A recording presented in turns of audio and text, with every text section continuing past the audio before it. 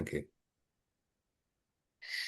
So, welcome again to Fiza Pathan's teaching portfolio for pgcit.com. Today, we are talking about history, which is actually my subject, my postgraduate and graduating subject, and my favorite subject of all time. And I thought, why not have one of the best talked and the most talked about indie authors here on from Goodreads on this platform, talking about his non-fiction historical writings. We have with us today Andrew Beardmore, a great friend of mine and a wonderful, not only non-fiction historical writer, but an amazing fantasy fiction writer. I would even term his fiction as fantasy literary fiction. So therefore, all those of you, my students especially, I know you're out there, you're watching this. So those of you into fantasy, this is the guy you should be looking up, Andrew Beardmore. And please, I hope you all will learn a lot about the importance of history, his ideas about history. He has a background in IT, which is totally different from history, and yet he feels subjects like history and geography, that they are very important in any educational curriculum. Over to you now, dear Andrew Beardmore. Yeah, let's go for it. I mute myself. Thank you so much, Fiza. That was an amazing introduction. And thank you for having me on your teaching portfolio website. It's a real honor to be here. And I also thank you so much for the reviews that you've given on my fiction as well. As you know, there's nothing more encouraging than having another author Well provide you with. deserved, well deserved. And this is an author to be watched out for. But I think even his non-fiction works should be looked into. Continue, yeah. Okay, will do. So yeah, so I thought it was important to explain who I am. I mean, you've done a really good job on this already, actually. But did you have some slides that you could put up that I sent? You can put it up yourself. If you want to present it, Andrew, go ahead and present it. I don't have anything right now with me, so you can present it if you want, or you can say it orally also, if you're comfortable Okay, with that. You're I'm doing a just brilliant job already. here we go. There's this showing.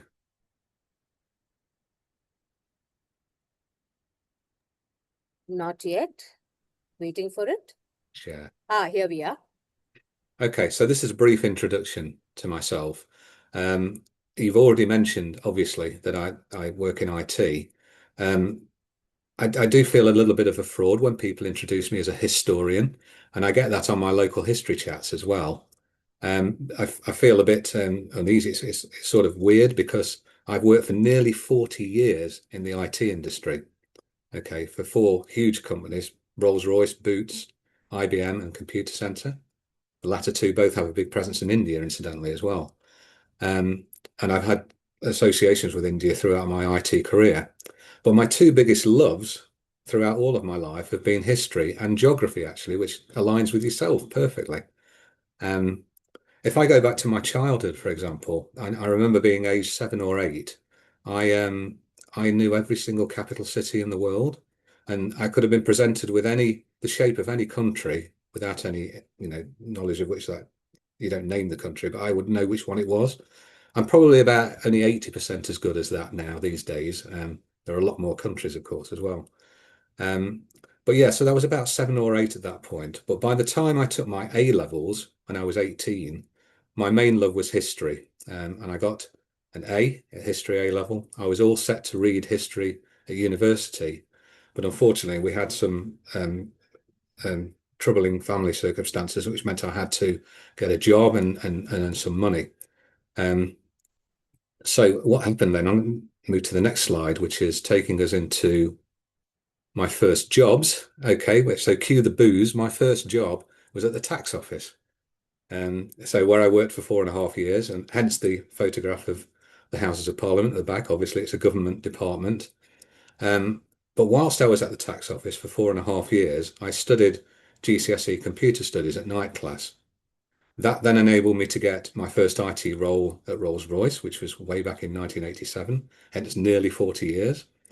Rolls-Royce then sponsored me to do a computer science degree, happily with day release. And that took 4 years, and then I eventually graduated with a first class honours degree. But more importantly, I actually won the top prize for the Faculty of Mathematics and Computing that year, which was known as the Junaid Ghauri Memorial Award. Now, this was the first key pivotal moment of my writing career, if you like. So I hadn't written up to this point. I took a step back about 12 months later, and I tried to understand why I'd got the first class honours degree and why I'd won that top award. Because I was a decent programmer, for example, but there were absolute wizards on this course. I was also a decent software engineer and network analyst, but there were people who were better. So I was trying to understand why I'd won. I got a first class honours degree in the first place and why I'd won the award. And the reason was because I could write. Because for any degree course, throughout the term of that degree course, you will write dozens of assessments and assignments. You'll do dissertations, you'll do a project, etc. And if you can write, it's obviously so much the better. So having realised that, Can I just ask you a yes, of question? course, of What course. at which time was this, the 1990s or the 1980s when this was happening, or the It OTs? both. It was 1988 to Okay. 1994, and I took 2 years off in the middle when I got married. So So this yeah, so is, it took 4 years in total, but 6 years elapsed time. I want to point out something here. This is so important for my students, especially. He worked while he was studying, he was working. This is something totally novel to most people here in this part of the world. They don't like, of late, Gen Z, Gen Alpha, they don't like to earn while learning. They wanted, and we can Okay. see here, it may be not happening in England, but it's certainly happening over here, which is very disturbing. And so, therefore, I hope you can see in here in Andrew a beautiful inspiration.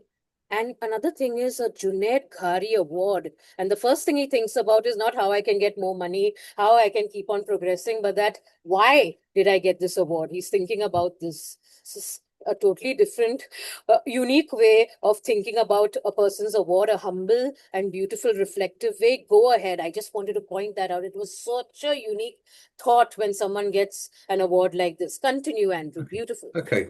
So it might be worth saying that the first year as well that I did this degree course, I didn't get, we got day release, but we had to make the hours up as well. So as well as working 37 and a half hours a week as it was back then, you know, you were doing this course, which was sort of 9 in the morning till 9 at night as well.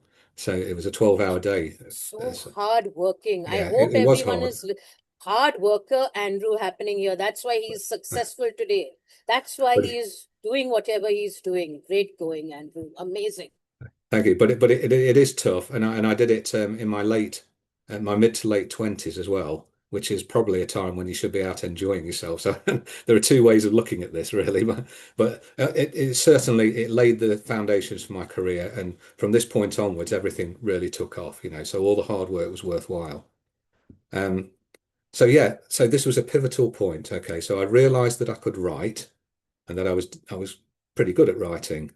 And so I thought, well, I need to do something with this then. I need to maybe not make a living out of it, but at least, um, you know, get some kudos for it or something like that. So moving on to the next slide, we're now looking at my first publications. I decided to write, and the very first competition that I entered in 1996 was the annual, at that time, BBC Radio Derby short story competition. And so there Mm. were only The there biggest were one, the most important one he enters. Amazing. All right, go ahead. well there were I think there were over 1,000. It might have been 2,000 entries, but there were only five winners, and they were read out on the week in question on the Monday, Tuesday, Wednesday, Thursday, and Friday. Now I wasn't in the top five, but this competition was run by Derby City Council, their literature development department, and what they did is they picked up five other people for whom they thought had promise as a writer, and I was one of those five people. And it's literally changed my life at that point, because I don't know whether I would have carried on. Certainly, I wouldn't have been as prolific as I was subsequently to getting that encouragement from Derby Literature Development. I then became a prolific contributor to the Derby Telegraph, which was the biggest circulation in our particular area. I think it's something like back in those days, it was 50 to 100,000 readers there would have been. So Definitely, obviously incredible definitely. exposure. I wrote many short stories for them, and then I got published in other newspapers, magazines, periodicals, the small press. So it's building at this point. I then started winning competitions, and mostly local ones, but some national. And then we come to the second pivotal moment in my writing journey, which was the Trowell and District Writers 2008. So Trowell is a village come town in Nottinghamshire, my neighbouring county. Um, and It's a um, big thing. Nottinghamshire's travel and districts writer. You are really gaining on. I want to know more of those short stories. I hope you're planning on making a collection of them to share with us, your readers, or maybe you can so share it over here also on my blog. it's Please just do. time. It's time, Fiza. I really would love to release, sorry, an anthology of all of my early short stories, particularly the ones that appeared in the Derby Telegraph. Please I, do. And then send them to me and I'll review them and my kids also will review them for you. Please do. Please do. Oh, that'd be wonderful. Okay, so I'm back to this pivotal second moment at Trowell and District Writers, and it's pivotal because it's the first time I've written anything relating to local history. Okay, um, I'll come back to that in a minute. I'm just going to go on to the next set, which is a montage of photographs from this period, 1996 to 2008. So Okay, cute you're looking over there. So yeah, adorable. I look about 10, don't I? But Not at all. So cute. So adorable. Continue.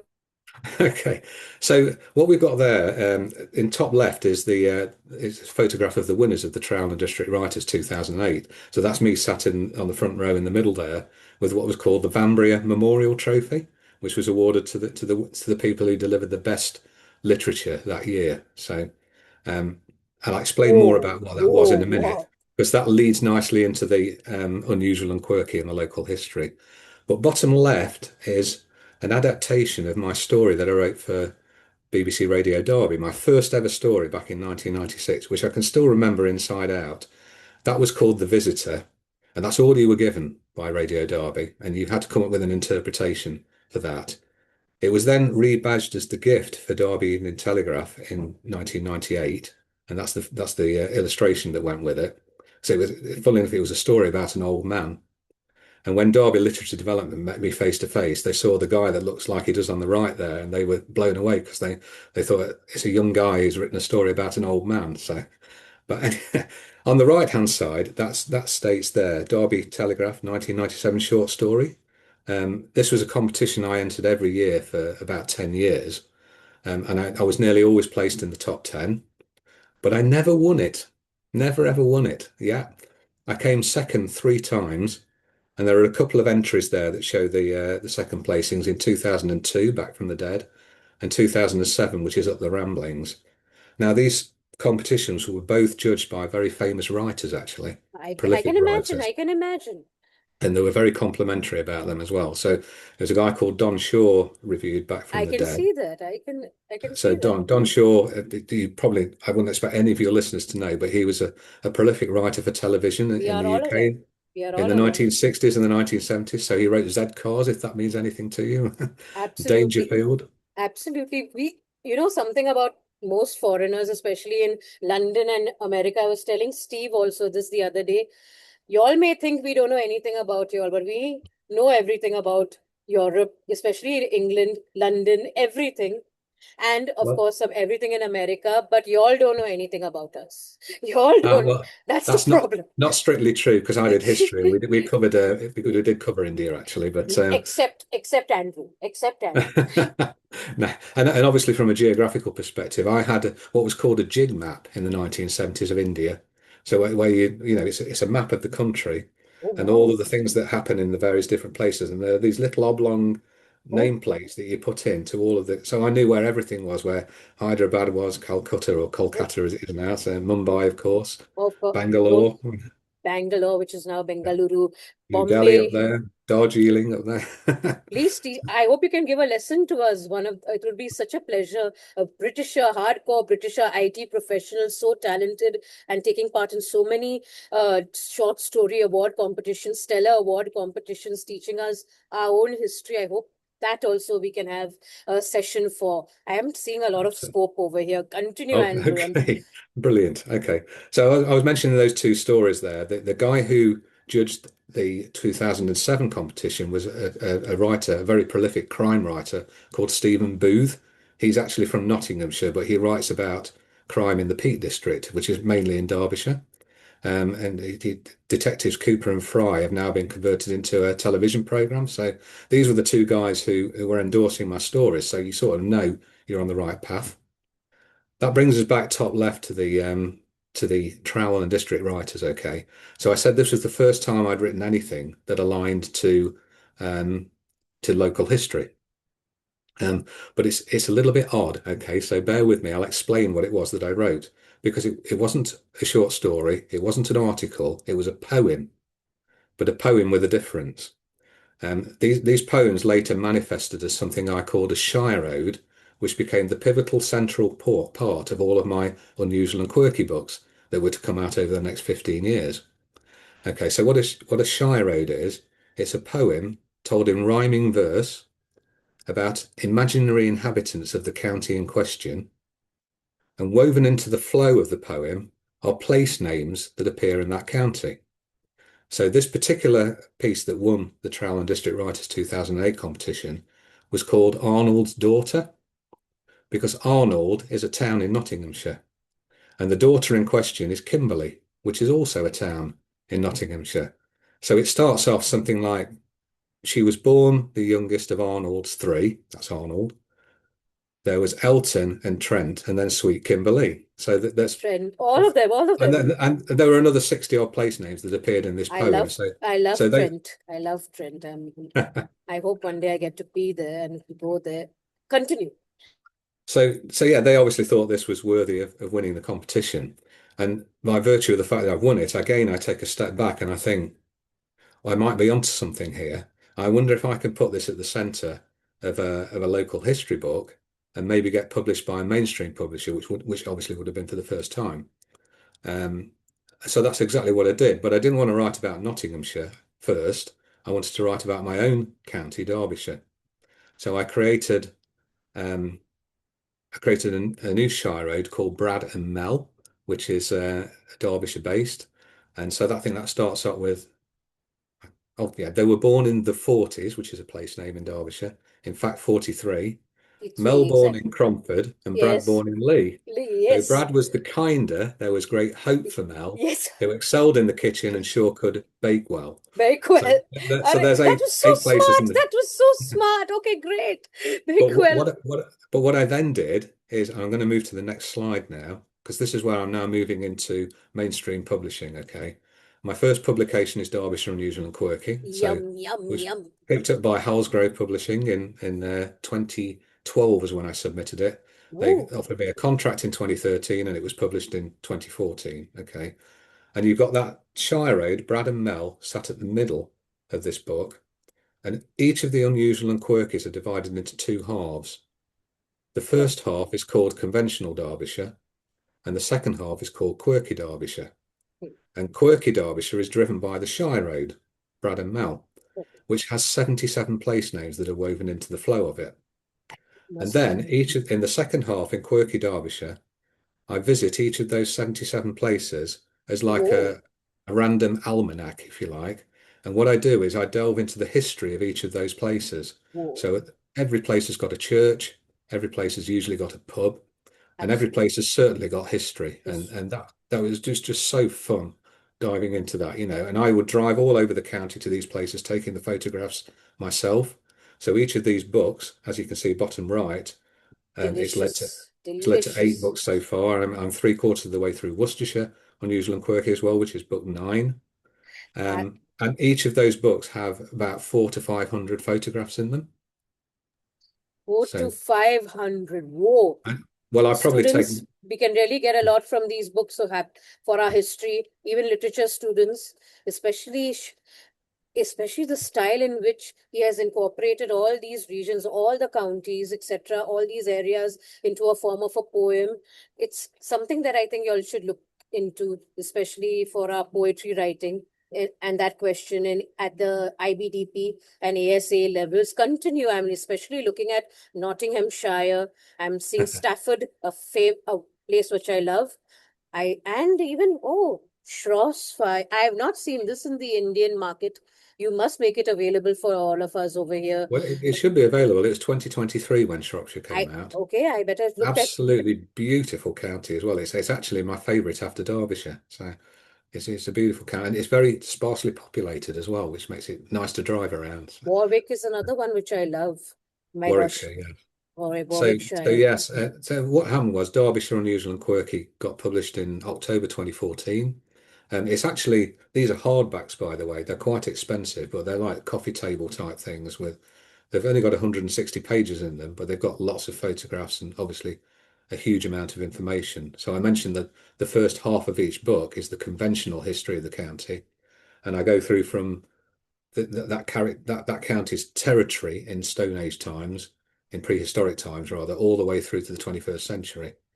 Um, Derbyshire Unusual and Quirky did better than the publisher was expecting, and I got pretty much immediately, within a month, I got a contract to write Nottinghamshire and Leicestershire and Rutland, and then they Congo, congratulations.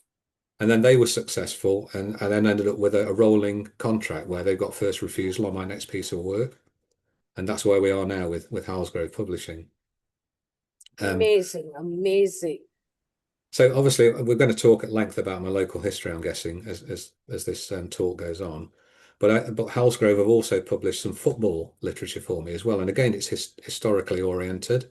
So my book Balmy Derby there is a history of Derby County Football Club from when it was founded in the early 1880s all the way through to today. So and thoroughly enjoyed writing that as well. And then, as you've also mentioned, I've more recently branched out into fiction. Well, not any old fiction. I've gone for epic fantasy. And obviously, my grounding as a local historian, which I still sort of dispute, has proven very helpful in writing an authentic world, which is called Thera in the epic fantasy series, the Nessemiah. And it's got a strapline there of Poldark meets Gladiator on another world. And yeah, obviously it's extremely helpful having the background that I have and the love that I have for history. So I think that brings us round full circle to the first slide because I was asking the question, which career would I pursue? Would it be history and geography that I loved as a child, or IT, which I didn't fall into. I deliberately moved into it in the 1980s because it was clearly a growing and a sensible profession to get into. It was clearly taking off. And the answer to the question is, of course, I've ended up doing all three because I'm still working in IT now, albeit as a copywriter. So I've not mentioned that, but the last 8 years I've been a copywriter using very much the same structure that I used to write my unusual and quirky books to create my IT-based literature, and the same structure that I used on my degree course, which again is pulling information from lots of disparate sources, analyzing it, um, getting rid of the stuff that's not relevant, focusing on the key message and the stuff that is relevant, summarizing it down into something succinct, and then that's what you publish at the end. And it's been the same process for my degree course, for my literature, and particularly unusual and quirky, and also now my copywriter career in IT. May I So I'm ask, doing all three. may I ask you a question? Is this really Of something course. you have photographed? The graves over here, these stones which are here at the bottom. Where is this So from?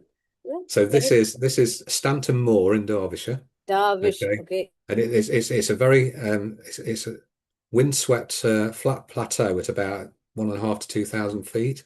And in the middle of this plateau, well, you can see there are trees around it. It's one of the most serenest places I've ever been. Okay. It's a Neolithic stone circle known as the Nine Ladies. So there are Oh, nine oh, stones there, and the legend is that these were nine ladies who were turned to stone oh for dancing on a Sunday. my gosh. And Any? obviously I tell this story in my local history talks, but um, I've also got a song that I play alongside as well because I'm a musician. In Okay. fact, if we move to the next page, which hobby, so which career, it was all of them. Which hobby, is it music or is it writing? Again, it's all of them. And Nine Ladies, I think, is this one down here. It appears on my YouTube We are channel all going to called check it out. We are all going to check it out it's at called The the end of Quirky this. Beardy. And there's big crossover to Unusual and Quirky because a number of the songs on there also appear as tales that I tell in the unusual Derbyshire Unusual and Quirky. May I So, ask you a question at this point? Is your of course. heart, if you were not meant to maybe earn your living and that sort of thing, is it so that your heart is only in history more than the IT or more than in Oh, copywriting, or it's a mix? oh, if I could have been a writer for a living, that would have been absolute perfection, or a historian, it would have been wonderful. But Oh, there are limited jobs in this country, unless you. I think one of the things I was going to talk about early on was that at school, I always told everybody I was going to be an archaeologist or a geologist, and I would have loved oh, to have done either of those things. But as you saw, I ended up working in local government at the tax office, and then I thought, as was very sensible at the time, that IT was the profession to get into. But absolutely. I have to say, it's been a tough profession. There've been times when I've been on call every other week for 40 different customers, and I'm getting called out every night to fix problems. And I swear that's probably not 10 years off my life. It's really tough. Yeah, that was when I was working for IBM. So I hope everyone is hearing.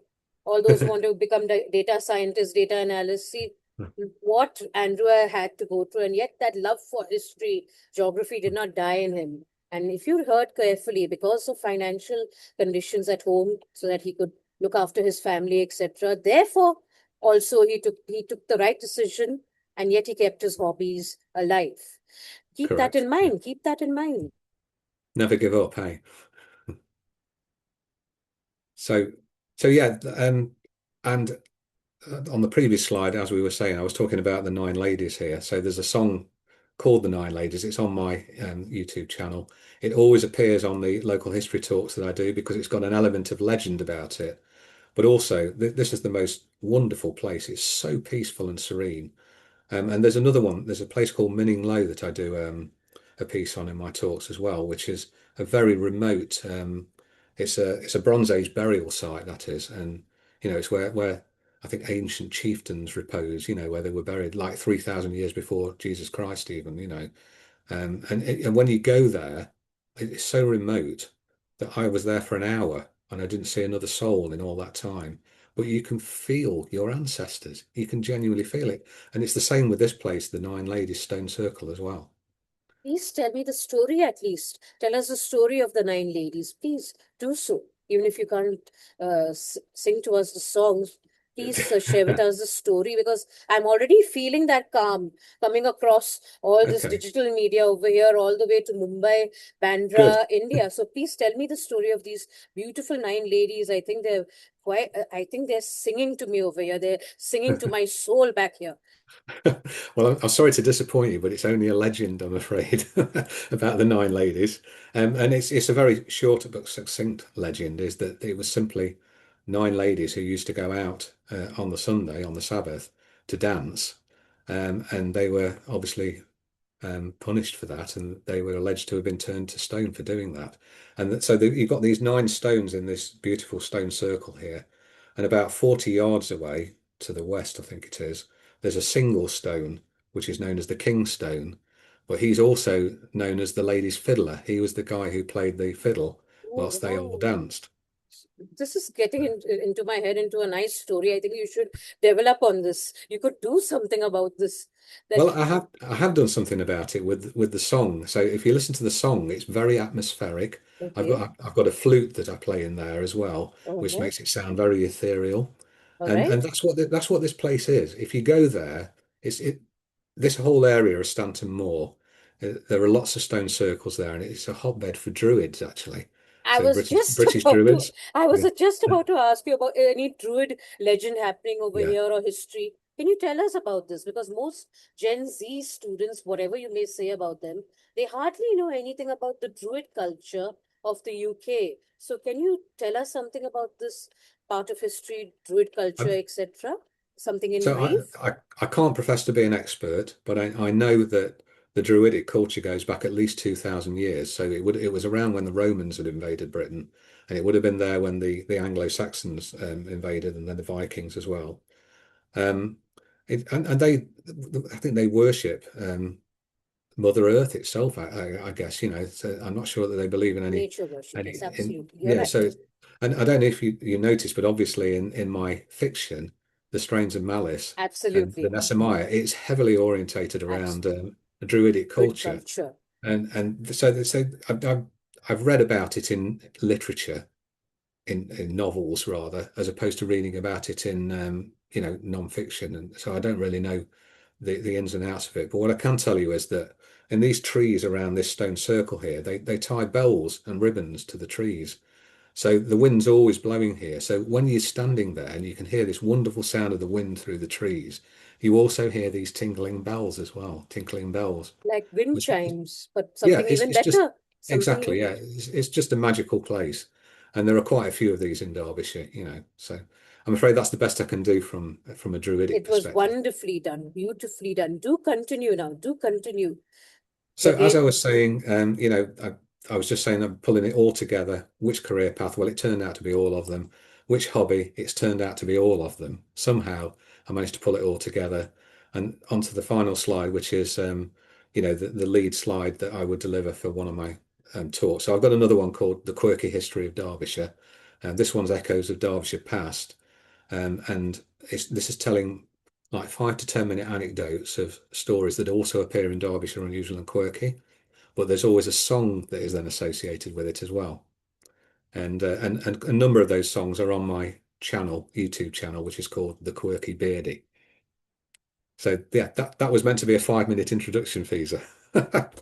but it turned out to be something which we all learned from. Believe me, my students will be just thrilled with this introduction itself. I can't even imagine now when we go deeply into your books what more we will find out and what more we will gain. You have a slide. You have slides for that as well for your non-fiction books to share with us right now. Do you want me to share? Oh, Of slides for non-fiction. Yes, for your non-fiction, yes, your history books. Then accordingly, I Okay. will question you accordingly. Yeah. Okay. So Yay! what Let's I've go. got here, what I've got here is I've got an excerpt of some slides that I deliver as part of my local history presentations. And as you can see, this is the slide that I just revealed in the previous slide deck. We go down one set. We've got, I'm still seeing only the earlier PowerPoint, so we'll have to sorry, cancel this probably and then start again so that we can see the other PowerPoint. You'll have to take it fresh. yeah, You see, bear with me. no issues. It happens to all of us. You should see me. You should see me. Sometimes I claim to be quite tech savvy at all this, and then I act like something from the Druidic era. So Even I'm they would still have, sharing, sorry, I'm still sharing my screen then, but you can't see yeah, my new presentation. no, on the new presentation, we can't see. We are still seeing the earlier one. We're still seeing the earlier one Okay, I'm just resharing then. where you're looking like Cliff Richards singing probably Bachelor Boy or something. One of my favorites, young. I don't know what's happening here, I'm afraid. So if I unshare and then reshare again, Absolutely. See, what you do, cancel all this, cancel the old things and start from the beginning. yeah, Start from the yeah, beginning. As you say, you're doing I it promise. fresh. I'm very familiar with Microsoft Teams, but not Zoom, unfortunately. No issues, no issues. Even It's if telling me to we don't have the PowerPoints, if you can explain it orally, no issues at all. I may have to do that. It's a shame. So are you still seeing the original slide deck? Yeah, the first PowerPoint, the Okay. So introduction if on that. I go back to there, has it now changed back to a different slide? Okay. It's gone Are now to you- a different. Now your books are being shown with yeah. even. Okay. So what I'll do is I can use this to work our way through the slides that I would present. Okay. So one of the things that I do on my local history talks is obviously I mentioned up front that the material is centered around Derbyshire Unusual and Quirky. I then use the front cover to walk around each of those photographs on there and to explain the history and particularly the quirky history behind each of them. So although it's only going to be a tiny little image that you can see here, it would have been big if I could have got the other presentation up. I always start in the top right-hand corner here. So if you know Derbyshire, you probably would know that church. So Absolutely. this is St Mary's and All Saints Church in Chesterfield. What you probably can't make out from this small image is that it's what's known as the Crooked Spire. Yes, I So can see that. I can see that. It's visible to us. Beautiful. so it's one of the most certainly probably the most famous landmark in Derbyshire. It's nationally famous as well. So Chesterfield Football Club, for example, are Yes. nicknamed the Spirites. So Yes. and I kick off this part of the presentation by saying that we people in Derbyshire are sort of you know, we're probably a bit lackadaisical about what a wonderful edifice we have here. We just take it for granted. So there are some amazing statistics associated with the Crooked Spire, for example. The first is that it's got a twist of 45 degrees. So it twists. It sounds infeasible, doesn't it? But if you looked at it, I wish I had a bigger picture of it, but it sort of goes up at that angle and then comes out at that angle. So that's about 45 degrees. But the Any, most rem is there a story behind it? Was it naturally created by? Yes, it's Okay. coming shortly. All right. Okay. So, Okay. so that's the twist. But more astonishing is it has a lean of 9.5 feet. Okay, so the lean is measured from the center point along any of those four sides of the tower to the outermost point of the spire. I mean, it should be directly above, shouldn't it? Yes. But it's Yes. it's 9 feet and 6 inches out to the left. Ah, okay. So in my talks, I pick on somebody who's maybe about 6 feet, and I said, if you lay down on the floor now, that's your body length and a half. That's how far that spire leans, which Goodness. is it's amazing that it's still standing, isn't it? Really. I can't even imagine. A So the miracle. the story behind it, That's what I'm we waiting for. we actually we have to go back. Probably I always say probably the main reason behind why that spire is twisted and crooked, sort of is attributed to the Black Death. Yes, the Black Death of the 14th century. So it, In it whatever way. Come on. so the Black Death swept through England in 1349, and it took roughly a third of the population. So at that time, the population of England was 6 million. It was taken down in a matter of a year, 12 months, to 4 million. I mean, that's an astonishing amount. If you extrapolate that to today, I think we've got a population of 70 or 80 million. And in India, it's over a billion, is it? Yes, billion. More. More. You take out a third of that population, the numbers are just horrific if you think about it. Can't even Um, imagine. so what it did, obviously, it took out an enormous number of skilled craftspeople in the mid 14th century, and that was the point at which the Church of St Mary's and All Saints in Chesterfield was being built. That's what I was, And yeah, it, okay. so they ended up with an inexperienced team that put this edifice together. They made two fundamental mistakes. The first was that they used unseasoned wood in the frame, so green timber or whatever it's called. And the second is they didn't put cross bracing in inside to strengthen the structure. More cross But, but bracing. so but what's really interesting is it's almost certain that the spire remained upright. It wasn't twisted for several centuries. And that's because they put these oak tiles on all the way around in the mid 1300s. The reason we know this is because there were two very chief commentators of the late 1600s, so the late 17th century. I'm talking about Celia Fiennes, if you've heard of her, and Daniel Defoe of Robinson Crusoe fame. It's But he Daniel was Defoe, also, yes. yes, Daniel he was Defoe, yes. Daniel Defoe, yes. He was also a journalist, though, and he used Yes. to travel around the country and he used to write about the places, a bit like I am now. So I'm like the 21st century Daniel Daniel Defoe. Defoe, yes, of course. But, but they used to write about all the places they visited, and both Celia Fiennes and Daniel Defoe visited Chesterfield, and they did not commentate or report on a crooked spire. So there's no Mhm. way they would have not reported on it if that spire had been crooked. So we think what happened is in the early 1700s, the oak tiles had worn out and they were replaced, but they were replaced with 32 tons worth of lead tiling. Remember, they've not fixed the problem with the unseasoned wood and no cross bracing, and they go and put these tiles on. So what's then happening is you've got the sun beating down on the southern face, expanding these tiles. They're expanding and contracting at Yes, a different yes. rate to the ones on the north face. and we think this is what's caused it to warp and twist and then to lean Oh, over a physics number of happening here, years. guys. Yeah. Expansion, thermal expansion happening here, guys. Oh, so Now, this, because this is called a quirky history of Derbyshire, there's obviously a legend that's associated with it. So there's one very dull legend that said it was struck by lightning, which is clearly not true. There's another one that states that a Bolsover blacksmith, now Bolsover is the neighbouring town to Chesterfield, a Bolsover blacksmith was conned by a Chesterfield magician into shoeing the devil. Okay, so shoeing as in putting a yes, horseshoe a on horseshoe. his hoof. But he was so scared when he was asked to do this job that he missed and hammered the nail through the devil's foot. Oh, And the rumor is, or the legend is, that the devil took off in a pure rage and he was swiping at the buildings as he went. And one of the things he swiped was the Chesterfield was spire. of fire. So, Oh, but my favourite of the legends is that that apparently one day in late Middle Ages, I think it was deemed to be, um, a virgin got married in Chesterfield Church. And the spire was so astonished to see such an unlikely event, apparently, that he twisted round to have a better look. And this is so that's cute. how the This, spire twisted.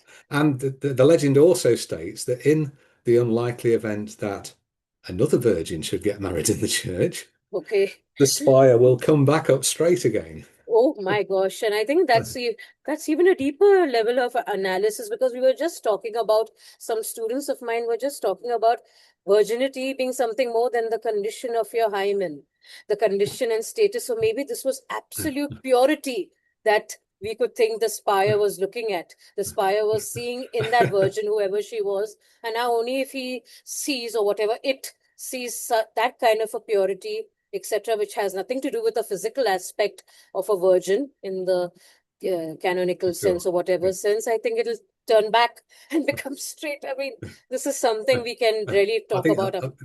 I think it's fair to say it's absolute nonsense in this case, but it's every county has these legends and multiple legends at that. So that's the story behind, and that's what I would typically talk about on a one of my local history talks. I'm happy to talk about some of the others if you want me to. Absolutely, please do so. Do so. Oh, okay. By the So way, do you go again, to this church? Do you visit this church every Sunday or whatever? If not you, this one. No, it's about 30 miles away from where I live, oh my God, Chesterfield. okay. So Then yeah. certainly not that. Okay, I have to say, by the way, there's a massive focus on ecclesiastical institutions in my Unusual and Quirky books because they are so um, built into the history History, of every county. exactly. So Absolutely. every single place I visit, I always go in the church. I always leave some money, because in the money box. And most of them have actually got little booklets that you can take away that give the history of the church. So you know you're getting information from the horse's mouth, and you know it's not going to be inaccurate. Um, and even on the front page here, you can see there are lots of churches here. I'm going to move to another ecclesiastical establishment now. This is, again, it doesn't do it justice because I'm not going to blow up image of this, unfortunately. But this is a place called Dale Abbey in Derbyshire. It's in southeast Derbyshire, which is actually mainly industrial around there. But there's a beautiful valley in the middle of there called Dale Abbey. And that is the only surviving arch from a 13th century Premonstratensian abbey, if that means anything to you, Premonstratensian. Of course, I It's mean, an it's order. a very old order. I think it's not Yes. even there anymore of these nuns. Very strict cloistered nuns, if that's all I can remember at this Well, point. Can you? these were monks, so Oh, this these was were a monks. These are the yes, so it was monks. a Okay. monastery, yeah. And it was known as Dale. I mean, the place was called Deepdale before this point. It then became Dale Abbey when the Premonstratensian monastery was built. Um, they were During also, the, fortunately, they're yeah, also known as the White Canons, by the way, courtesy of their their habit. habit. So Do you think because of the Reformation, something of that sort, that's Oh, why? I mean, this is something I write about in every book. I mean, it's one of the biggest tragedies of all time, that what happened in the 1530s, so that features heavily in the history of all of the Unusual and Quirky books, because every single county I visit, there are these kind of ruins, and some there's nothing left of them at all, Oh because they Lord, were either sold off to the noblemen of the time, of the day, and they converted them into their own manors and houses and whatever, country houses. A lot of them were just they were the the stone was stolen, and was taken for other buildings, and there's very little Absolutely. left. Here at Dale Abbey, of course, you can see that's the remains of the east chancel window, and it's absolutely enormous. If I'd have thought about it when I took the photograph, I should have got my wife to stand at the bottom here because you wouldn't have been able to have seen her because it's so. I don't It's know so what height huge. it is, but it's huge. It's Yeah, unbelievably huge. It's but beautiful. what's interesting is the way Halsgrove have done this, and this is an accident because I don't think they'd read the connection between this picture of Dale Abbey and this picture, which is also in Dale Abbey. So there's a beautiful valley that runs across the back of the where the abbey was, and This is where they used halfway to go and meditate, if I'm not mistaken. The monks used to go and meditate or a it's retreat or it's something not like that. what they might have done. Excuse me. They might have done because this is known as the Hermit's Cave here. Okay, Exactly, the hermits and used to go. there's a legend associated with it, but it's almost certain that there is a lot of truth in the legend as well. So the legend states that between 1130 and 1140, a Derby-based baker had a visitation from God, and he was told to go and live out the rest of his days as a hermit in this place called Deepdale at the time, because the abbey didn't exist, so it wasn't Dale Abbey, it was called Deepdale.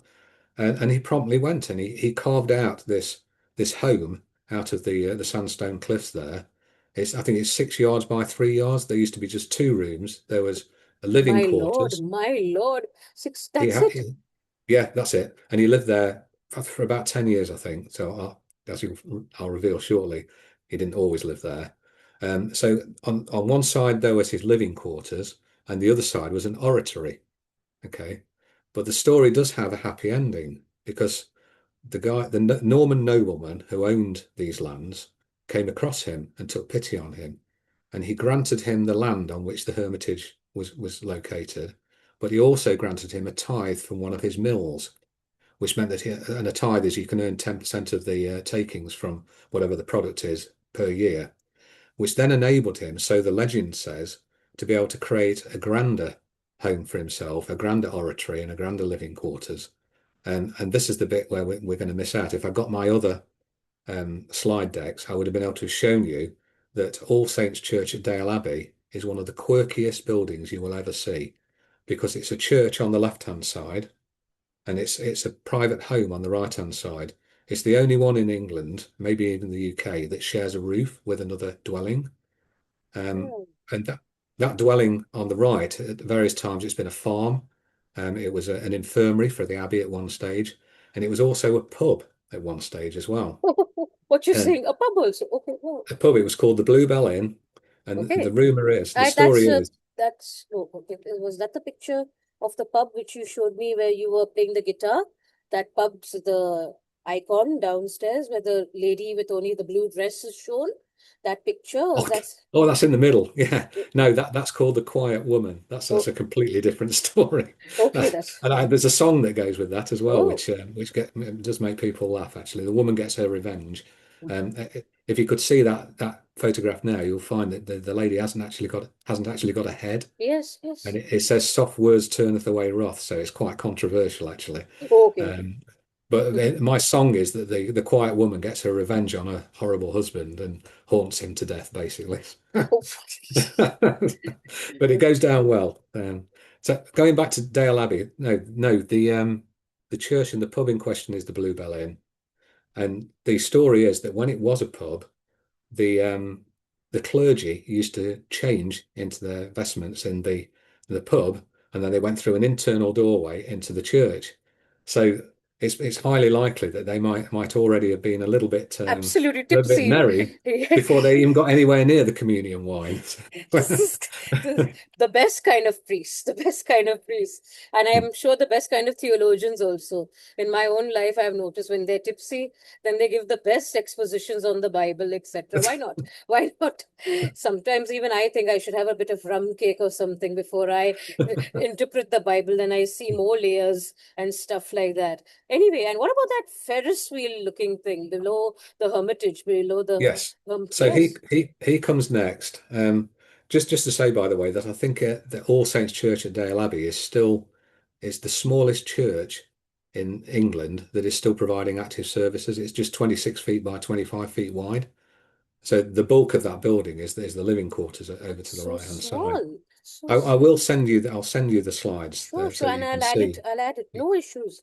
This is You can see so what they actually look interesting. like. Let's So get yes, this. the Ferris wheel. That's a very interesting description. Okay, and it's this. This is something that should connect with you because when you reviewed my fiction book, The Strains of Malice, you talked about miners a lot, and you say how Yes, minor, you my got an favorite. affinity with miners. Well, that's a mining memorial. So Ah, it's a oh, coal mining memorial. So all coal mines from certainly the 19th century and throughout the 20th century, we lost our coal mining industry in the 1980s. It was totally given yes, away. And it was a very difficult time for people in mining communities. And what they've done is, and there are dozens of villages in Derbyshire and Nottinghamshire, because it's mining, coal mining country. There are memorials in all of these towns to not just to those who lost their lives, but to all people who mined in these counties. And that particular one there is a place called Codner, where there was a coal mine. And what they've done is, if you can picture the way coal mines used to look, they yes, used to have this huge structure which had a big wheel at the top. yes, And they were called headstocks. And on the outskirts of that hemisphere of a wheel that you can see there, there's an enormous groove in the middle. And inside that groove, you would have an incredibly thick iron cable. And what it used to do is it used to turn around, it used to lower and raise the miners to the various yes, mining galleries. So, and I think absolutely. it used to take about 40 miners at a time. So, yeah, so there was a historical story behind that particular image, and that's it. And you'll find lots of these memorials in my part of the country. Totally what Strains of Malice was all about. Totally, that Well, whole middle portion was and yeah, focusing on this kind of aspect over here. So, well, let so me say that every single unusual and quirky book has got some kind of industrial disaster that we talk about during the Industrial Revolution. And a lot of them are terrible, terrible coal mining disasters. And the one that happens in the Strains of Malice is one that's sort of based on a disaster in Wales that happened. In fact, the place is called Cabranar in the Strains of Malice, oh, which is an anagram of Abercorn, which is where the disaster occurred. oh dear, And okay. Davy Sheeran, who's Ex the heroine. That's an heroine. anagram of I can't remember the guy's name now. I used to know it off pat, but it's an anagram of one of the guys who rescued the most people, which is what Yes, Davy does in the book. that exactly. Oh my gosh, Wales. Please, everyone. Therefore, when we are analyzing a historical context in not only fantasy books, but also let's pick up Derbyshire, Unusual and Quirky by Andrew Beardmore. I think we have everything over here where history is concerned. We have the Reformation, medieval era, and now we have even an industrial revolution uh, image element over here happening. So I think this is something we should definitely look into. And let's not forget the similar ideas and parallels happening in the Nessemiah series, The Strains of Malice, Cold Sanctuary, two of the books which I've already reviewed on Goodreads, Amazon, etc. And I'm just waiting and waiting for the other two books in the series. I'm just sitting over there and I'm tolerating it, but Andrew's not releasing it. I'm at the What? mercy of It's Andrew. my publisher, I'm afraid. And ironically, by the way, the reason they've not been released yet, I wrote them 2 years ago. So it's because we wanted to release at the back end of last year, and our printers are actually in India. And there's an issue with the Aha. printers at the moment. The costs keep Yes, going up. yes. But the other problem is, Sorry. So, mea culpa. no, not Mea a problem. culpa. No, the worst problem is the fact that they can't go through the Red Sea anymore, the container ships, because of the Somali pirates, and obviously with what's happening now in Iran and the Persian Gulf. So they have to go around the Cape of Good Hope, Oh, and they don't know, they, they don't even know where the ship is at the moment. So that container ship has to arrive at Felixstowe in the UK, and then they have to be shipped across country to Somerset, and then they'll release the books. But I have agreed with them. I don't know if this is any use to you. I've agreed with them to release the ebooks several please. weeks earlier. Yes, yes, yes. So I might Yes. even be able to get that sorted in a month or so. We want But ebooks. Anything, anything will do. Anything at all. I think it's Thank important to just pick up. You were talking about Cold Sanctuary as well, and that's centered around a monastery, which again, I've got a lot of my information that I've poured into my fiction from my non-fiction. So we talked about Dale Abbey, about how, how all these monasteries were dissolved in the 1530s and 1540s, and so again, I've got a sound basis, if you like, for writing about these kind of institutions. do share it with what you say you have a can you tell us a little bit where Cold Sanctuary was concerned, which abbeys, etc., which monasteries you focused on over there, one or two, Well, I etc.? didn't. It's purely fantasy. What Okay. I'm saying is, I know a lot about abbeys and monasteries through my historical research. But if you recall, Kifsall Place Monastery, which incidentally, Kifsall Place is an anagram of Scafell Pike, which is the highest point in the UK, in England, sorry. Kifsall Place Monastery is built on five separate stacks. So that was the first time I ever used anything that diverged from reality, I guess, because we haven't got any monasteries like that in the UK, obviously. I think there might be some in China that are a There bit are. higher In level. China, there are. I'm reading a book also currently. You must have seen it on Goodreads. Mm. And that author also, I can't get his name right now. He's also done a wonderful job. I hope I can have him here on my portfolio. He has spoken about it. Spoken about that. I mean, So it looks you're as right. so yeah. I mean, I've seen these on documentaries and stuff, and it looks like it's utterly impossible to even get up to them. We don't know how they get up there. I think there's one in Greece as well that's built on a stack as well that's very similar. So yeah, that was pure fantasy coming into play there. It's not based on any abbey or monastery, but the order is sort of based on traditional orders that we used to have in England 700 years ago. Okay. And what about this? If you come to your last image in this PowerPoint, in the Yes, PowerPoint, can you just bring it to right down that? to the bottom. Yeah. I have seen something very mysterious over there. What in the world is this left thing over there? The left Okay. image sculpture over there. I mean, if So I had to see it in the dark, I think I would have gone back on my back, started screaming, Mummy, Mummy, yeah, what is this? If yeah. I had to see it in the It's dark. very spooky, isn't it? It's It very is, spooky. But she's actually a saint. She's Saint Modwenna. Saint Modwen. this is a Modwenna. saint. Oh She my was an gosh. Irish nun from the 6th or 7th century, I Okay, think, who founded an abbey near okay. Burton, which is on the border with Derbyshire, Burton What Abbey. happened to her face and what kind of a statue is this? I've never seen Well, they something. did. They used to wear those kind of, No, I don't that know is what you fine, but call what them. about the face? It's like it's empty. It's wire, so Oh, yeah. it's obviously a sculpture. So these are panels of wood Okay. that double up as her dress, if you like, her habit, I've never seen and the face is just pieces of wire that have been sculpted into the contours of a face. something novel. And this was built when? When this was constructed when? Oh, it's 2000, I think. Okay. Oh, It's the it's, it's, okay. it's modern. It's a recent thing. It's a recent Yeah. thing. I thought it was Um, something from the ancient or medieval era because this is not something that they would do. So but I'm it is actually used. The okay. reason it's on the front of my talk, the landing slide for my talks, is because I tell a story called "The Devil of Drakelow," and Okay. it's my favourite song that goes with it as well. It's also on my YouTube channel, "The Devil of Drakelow." Um, this is like pure legend, but there is a little bit of historical fact in there as well. Okay. It does start with Modwenna because she founded Burton Abbey in about 650 or something like that. It's quite a while back. And she was said to be a healer. There's lots of people came to her for healing. And the well there which still exists is still said to have healing properties to this day. So she founded Burton Abbey there. Um, it was then refounded again about 400 years later.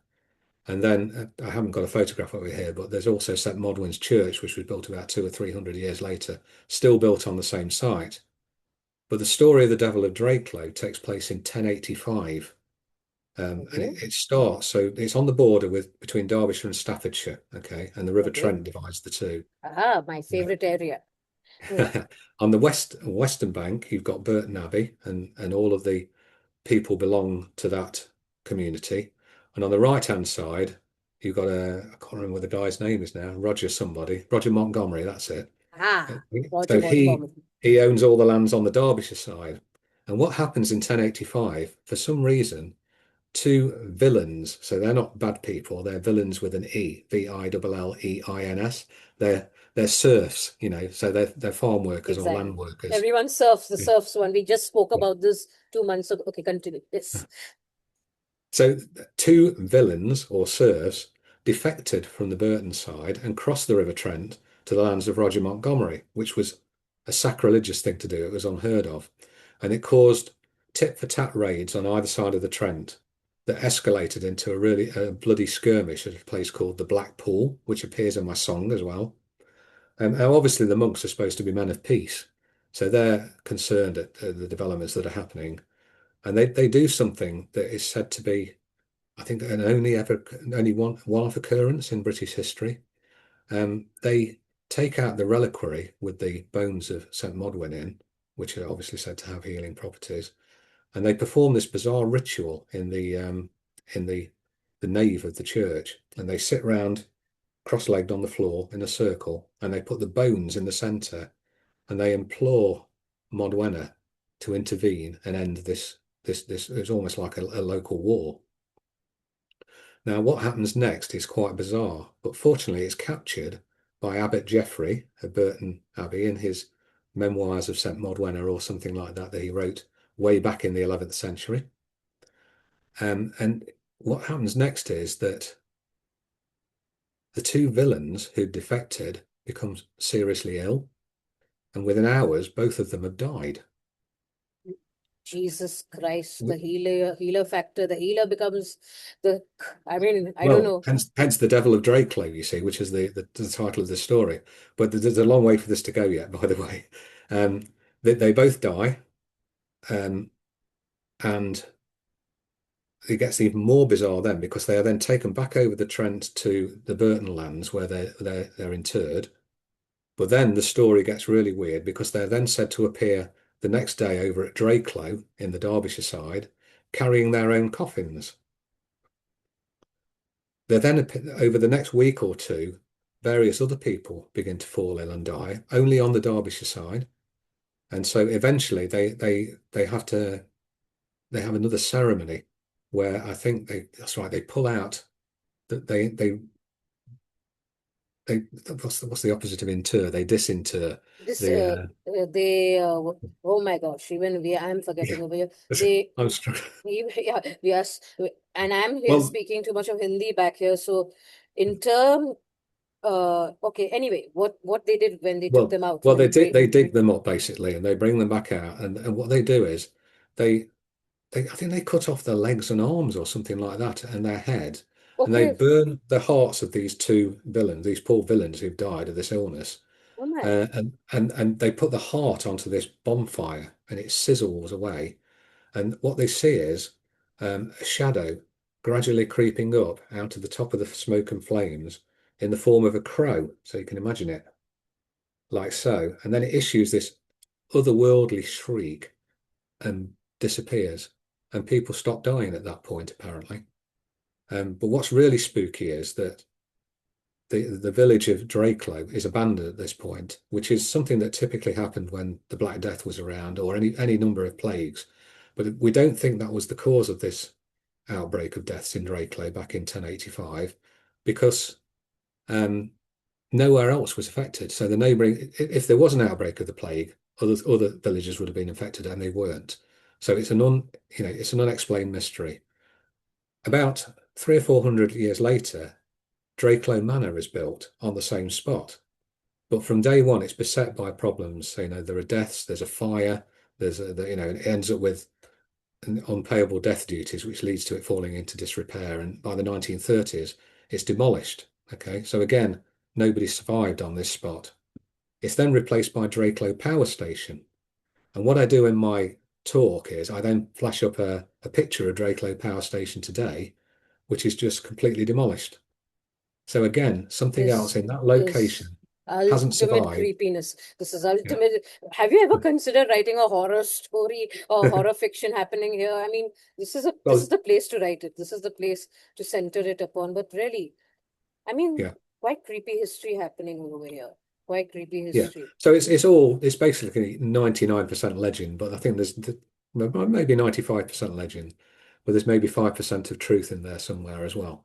But certainly, so a lot of people died in that village in 1085, and that's the story, the legend that's grown up around it. Exhumed. That would be the appropriate Exhumed. Why I couldn't come up exhumed. with that. Exhume, yes. I Yes, also they it were comes to me exhumed. slowly. It comes to me slowly. I have to analyze in different languages, especially here in India, where they keep on saying you have to speak the regional language Of and the course, national yeah. and all that sort of thing. And then I'm a biblical theologian also, have to know Greek. Aramaic, Of Hebrew. course. Ultimately, Incredible. it's just I. That's why some people say you ultimately didn't know how to converse in itself. Are you able to talk? I said, yeah, I start in Aramaic and it's a dead language and nobody knows how to speak it. That's Okay. something then I'm left with. But yes, very creepy and My spooky. excuse for forgetting the word exhumed, which I've never forgotten when I've done my talks, by the way, is just senior moment. It wouldn't have happened 10 years ago. And it's so beautiful, so rich, whatever you're telling us right here. But may I ask you something, Andrew? Of course. Where the students are concerned, you are a grandfather, father of so many children, grandchildren, etc. They must be studying history at school, etc. Have you noticed that history is not looked into so deeply of late? Or is It's a it some, tragedy. oh, It's it's a happening tragedy. there too? It's Yeah, happening. and geography as well. No, nobody could, people wouldn't know whether Manchester was north of Birmingham or vice versa these days, What you're saying. and Okay. certainly not, there are various quizzes that I watch on television, and when anybody under the age of even 40 seems to see anything geography, they make the sign of the cross, because it's just not something that they're interested in. And it's the same with history as well, it's frightening because in my day, in the 1980s and 1990s, everybody liked history and geography, Me and we all too. knew a lot about it. And that's why ultimately I decided that, I mean, my parents were keeping on telling me, take English, but it's more, you can earn more as a teacher, etc. I said, no, I'm taking history because that's what I'm Mm. passionate about. It got me interested Yeah. in the teaching field in the first place. But I'm noticing, especially back here in India, that many people are stopping taking history.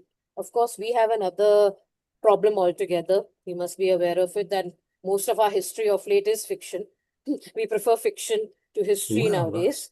But is it the same okay. in England also, or is it something Most of else? your history is fiction. What do you mean by that? Because of late we are trying to, what would you say, the facts? We want to distort the facts to You're fit not an talking about agenda. you're talking about fake news. Yeah, worse than fake news. It's just that they're trying to distort facts to fit So, a political agenda, well, that's which, very interesting because I'm okay, massively interested in the Ukraine war at the moment. And I look for independent commentary on it. And is it called Vion TV in India? WION? WYO, I have not heard of it. I don't watch TV that much, but you can Okay, continue. I thought it was a news channel from India, and it just seems to be rather biased towards Russia, which is interesting. We are quite biased. Our various channels are, some are leftist, most are right wing, etc. We are having a dire problem over here. I can Okay, share I can share our situation. Like I'm mainly trained as an ASA level and IGCSE and IBDP senior history teacher. But believe me, here in India, because of this issue where history is fiction is distorted as it were, well, many people are not taking history in India, especially in Mumbai. And so the number of history takers, even at this level, it's decreasing. But that invariably is leading to them not being able to do their graduation in other subjects, okay. including because, I mean, history is such an important part of all other subjects. Whether you We take, sh we should learn from history, shouldn't we? But we absolutely, seldom do. and this is not happening over here, and it's tragic for me. Therefore I have to teach so many other subjects. I've taken on, as you may be knowing from Goodreads, I keep on advertising that Mm. 23 other subjects just to make up for the fact that Wow. nobody is taking history. Is that the scenario Oh, with your in England or with your I grandchildren? think so. So even when I was at school, I mean, I took history in the late 1970s, early 1980s, but I think it was optional then. You forced is the wrong word. It was part of the standard syllabus. Mandatory, it was Okay. mandatory. Yeah. So you talked about ninth and 10th graders or something like that. When we went to senior school, when you were 11, that was the first year. And then it was second year, third year, fourth year, and fifth year. So the fourth and fifth, you took your GCSEs, and sixth and seventh, you took your A levels. Okay. Absolutely, First yeah. 3 years, history was mandatory then. I don't know whether it is now, but It's not. it then became optional at GCSE level. And that's Yes. like 40 years ago now. So, So it wasn't mandatory back then, but it was heavily populated. Most people did take history at GCSE, and like me, I took it at A level as well. Oh, wow. And what was the subjects you took at the A levels at that time, at the A level So at that time? it was British and European history from Whoa, 1789 to 1945. So you know the significance of 1789? 1789, that the French Revolution, etc. Correct. Yes, of course. And obviously 1945 ended the Second World War. Absolutely, the end of the Um, Second World War. Whoa, so but that's your. I'm going to put that down so that whenever I have a talk on this with some other authors, I'll introduce you also, and you can maybe bring out how it was. So fascinating. What else did you take it at your A level at that time, if you can recall? yeah, so economics and French. Economics. French. Yeah, Wow, that's a French. economics. Yeah, You're a French guy. Oh, yes, and most A level French. So most of my students always take Spanish for some reason, and it's disturbing the right-wing people here in India. They want them to take other subjects, but anyway, that's another story altogether. But yes, most people here also, we had many people not so interested in India in history at that point, maybe religion, but not history per mm, se. And now it's just depleted totally. Everyone is only interested in maths, and sciences, computer science, etc. And they yeah, just they think of history as a hobby.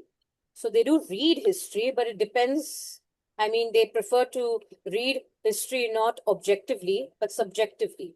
So they buy or purchase history books that, are in line with their trend of thought, their way of thought, which is not totally exclusive to one kind of idea. So it's quite a sad situation here it's in very India. sad, and I suspect it's the same over here.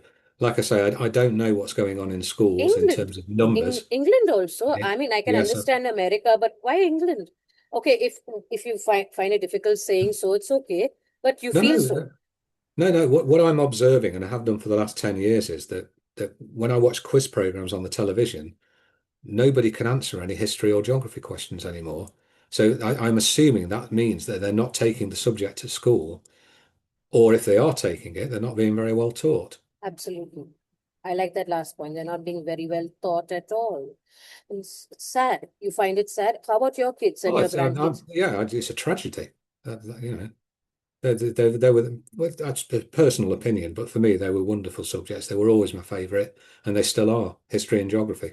Yes, me too. Me too. But especially for me, geography, it's fine, but I love history. I'm passionate about it, though I teach geography also, but something else. History is totally on a level altogether. And I love seeing that passion in you, Andrew. Do your colleagues at work, etc., see that same passion in you and so call you for various talks, etc.? It's only IT, only copyright work, etc. It's weird. People aren't interested. Oh, So What yeah. what about the younger people, the Gen Z crowd coming into your office, etc., into your Well, it doesn't mean anything to them, history, or even writing a book, I don't think. oh So my. there's some of the older people are a bit more impressed, but yeah, even on Facebook, for example, if I share a post about my books, I'm lucky if I get 15 likes, but if I share a photograph of my dog, I'll get 100 likes. This So is that tells epic. you a story, doesn't it? That tells you the story. This is epic. I am Well, let me tell you something else as well. You won't laugh at this, but it also portrays the problem that we've got. yes. In that when I first wrote Derbyshire, Unusual and Quirky, I got an article written in about 15 to 20 different Derbyshire newspapers. Everybody was writing about it. They were interested. Yes. By the time we got to the late 2010, so 2018, 2019, nobody was interested. And regional newspapers have been taken over by nationals, and so they weren't interested in local stories. And basically, everything's now moved online. So there's very few people buy the Derby Telegraph that I wrote all those short stories in many years ago. And even if you do buy it, it's only got about 10 pages in it now. It used to have about 40, 50 pages in. From Uh, 40 to 50 to 10 yeah, pages. yeah. So Tragedy. so it's now moved online. So the Derby Telegraph is now called something like Derbyshire Live. And so that's where people get all their news scrolling on the phones. And I've approached them for a story about the Strains of Malice, for example. I couldn't even get them. They didn't even reply to me on that one. I Well, you're going couldn't to even get get now. them. Now you're going to get some people from my I, side. well, Crap. I couldn't even get them to write an article on Barmy Derby, the history of Derby County, and it should have been Derbyshire Live. They should have done that. But what they are quite willing to produce is stories from people who are on this OnlyFans website, for example. I don't know if you're aware of that, where people are on a webcam and they expose themselves and stuff Ah, like that. They're yeah. Yes. quite happy to write a story about that, but they're not And interested in writing about history or this geography. is So so sad. This is so, that's where we are at the moment. it's worse over here. Believe me, it's just It worse over can't be here. worse. It can't be. It's worse over. I mean, some people. I mean, you've read my cast metal. You've read my I. What else have Yes. you? No, you've read my cast metal, I read etc. Some Cast Metal. I've got something else on my list as well. most people don't realize the history behind the issues that we are facing today. In fact, No, so I mean it was horrific. From I think I said from the second paragraph, I was gripped by horror as well. It was obvious what and was this is going our on. reality right from the BC period, even before the Sumerians were BC. walking the earth, etc. This is what we were, and this is what we are. And this is something I've never even understood. Even a person like Arundhati Roy, who's doing so much for us right now, of course, even she never in her literature ever picked on this aspect. I've noticed that where our Indian authors are concerned, this aspect is somehow sidelined by them. And so I definitely made it my goal in Yeah. life and is to bring it out, bring this aspect Yeah, out. you certainly. I think you certainly.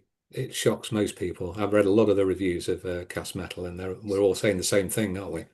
If I shock, I mean, believe me, Yeah, it's worse. It's worse. I'm The sure. Yeah. reality is worse than you can ever imagine, and I'm living it every day of my life with my own social work. I mean, Well, it's one of the other things that we do learn over here, we've got a program called Who Do You Think You Are, which is a okay. genealogy program where people go back and research their ancestors. And we've had a few that go back to India, and obviously Oh, that horrific period of partition, where people were throwing themselves down wells and stuff like that, which is just horrific, to avoid being yes. captured and raped and worse. Absolutely. Especially the Jallianwala Bagh. That's Yeah. what they did during that period. Maybe you were seeing that they remember that portion. You were by any chance, any of your family members were in India? You were part of the British Raj by any chance? No, no, I haven't Uh, come across that. No, so I am related to Florence Nightingale, though. So Oh, wow. my There, whoa, whoa, whoa, whoa, whoa. Elsie Florence. Nightingale was my grandma, and obviously passed away many years ago. But her ancestor was Florence Nightingale. We need to do a program just on that. Hello, now you tell us. We need to do a program just on that itself, Andrew. No wonder you're so cute. You're so compassionate. You're so loving. Florence Nightingale's flesh and blood Genes. genes happening over here. I mean, she's an icon for all of us back here, Yeah. for all our nurses, even for us sisters, nuns, etc. What are you doing, Andrew? Sitting quietly over there, not telling us, please. You're going to be now on my portfolio all the time. You have so much to give us. And the time when you get all your PowerPoints and all in order, I think we are going to Yes. just keep on learning a lot of history from you. All right. I think we will just one more thing I'll ask you before we end Okay. this beautiful, historically rich interview today, which my students are going to learn so much from globally. And that question is, where do we find you of late? Easily, where my students and my viewers here on my portfolio website can contact you. Okay. So my website is www.andybeardmore.com. My email address is andybeardmore@virginmedia.com if anybody wants to contact me. Okay. Obviously, I have a presence on Goodreads. If you look for Andrew Join Beardmore. us, everyone, join us on Yeah. Goodreads. Yes. And Um, and yes, I'm trying to think where else I can be contacted. So I am on Facebook, so you okay. should be able to find me on Facebook. I've just started on Instagram, but I'm absolutely clueless. I don't even know how to put a post on there. I don't know why it's so difficult. But I'm on LinkedIn. I've been on LinkedIn since 2009. That's an important place. Guys, let's meet Yeah. Andrew on Goodreads, LinkedIn, etc. And let's support his non-fiction work. We'll be doing a segment totally on his fictional work, which I'm totally passionate about. But I said this time we will talk about his non-fiction and we'll go through each book maybe because it can really, really benefit my readers a lot and my viewers, but especially those who I am teaching on a global level. Thank you so much, Andrew, for being with me today. I hope to You're see very you welcome. next week. I hope to see you next week after the Holy Week during the Easter season. And maybe we can speak about one particular book in your nonfiction series. I'll get it and we can really provide a lot of free educational information related to this part of history to our viewers for the betterment of history, for the betterment of education. Thank you so, so much, Andrew. It's a pleasure Thank having you. you. It's been wonderful. Thank you for guiding me through this. Thank you. Bye-bye. Bye, Andrew. Thank you. Bye-bye.